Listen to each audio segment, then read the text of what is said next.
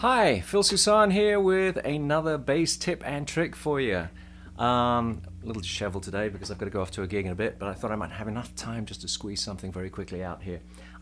So, without getting into too much introduction, the last video we talked a little bit about right hand technique introduction, and I mentioned that something in your right hand, which is the second and third fingers, are actually somewhat joined together and move in tandem, and a big part of being able to play and be comfortable with your right hand is having those fingers move independently. Well, guess what? That applies to your left hand too. So we did some right hand techniques before. Now today we're going to do the left hand technique. So left hand is also subject to benefit from independence, and the way we would start that is we want to break these two fingers. I don't mean break them, but I mean we want to have them start moving independently of each other. So what I want to do is I want to start off with a very quick exercise that you can do on a tabletop if you want. And what we do is we start with one finger and we pull one finger out and then we put it away. Second finger, third finger, fourth finger. Well, that's pretty obvious. Nothing too spectacular about that. This is something that you can try and do in front of a television, and you can do it in front of when you're just bored, anywhere you might be bored, at a particularly bad concert perhaps.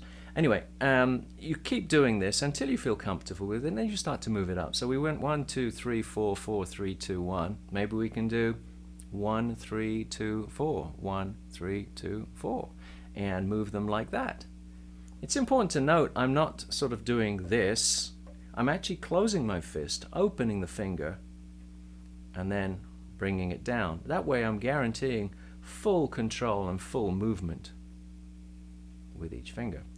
Once we get out of that, we can get into some really cool combination exercises.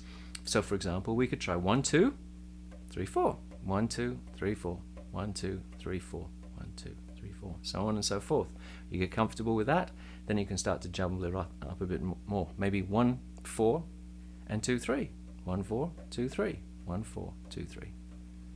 And when you get really, really adventurous and you feel that you've got really good dexterity, you can do the 1, 3, 2, 4, which is really tricky to do.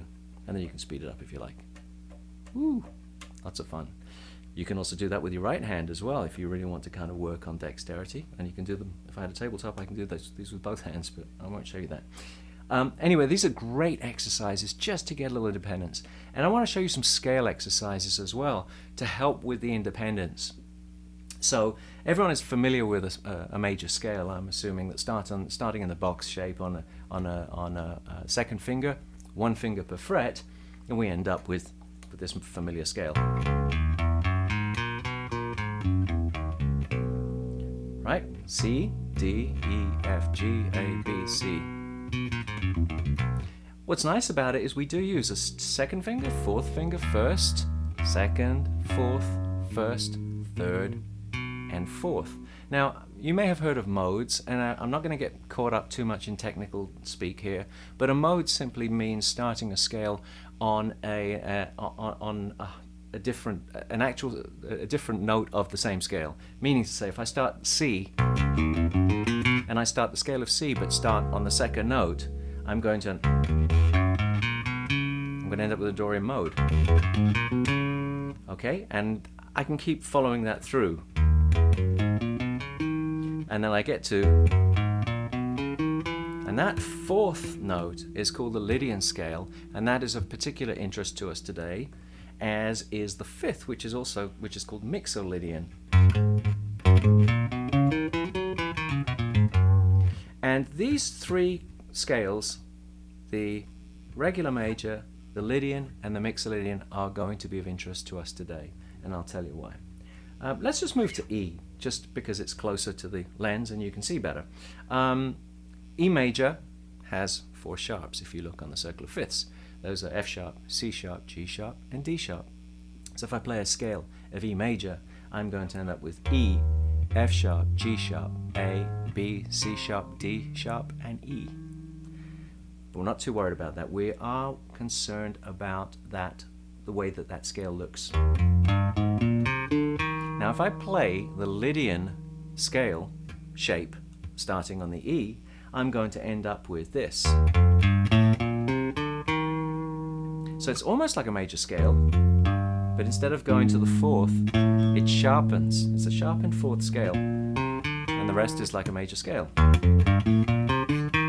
The Mixolydian mode is the same as the major scale, but it has a flattened seventh. So it goes like this: 2, 4, 1, 2, 4, 1, 2, 4. And the Lydian again. And the major. I hope you can see why I'm doing this. One scale tends to focus on the third finger, more so. One scale tends to focus on the second finger, and the major incorporates both, the second and the third. And what you really want to do is just get used to playing these scales without thinking too much about them, so that you do develop that independence. So I could sit there and I could play, for example, my Mixolydians. And I could play my Lydians. And I feel comfortable and play some major scales. Whoops.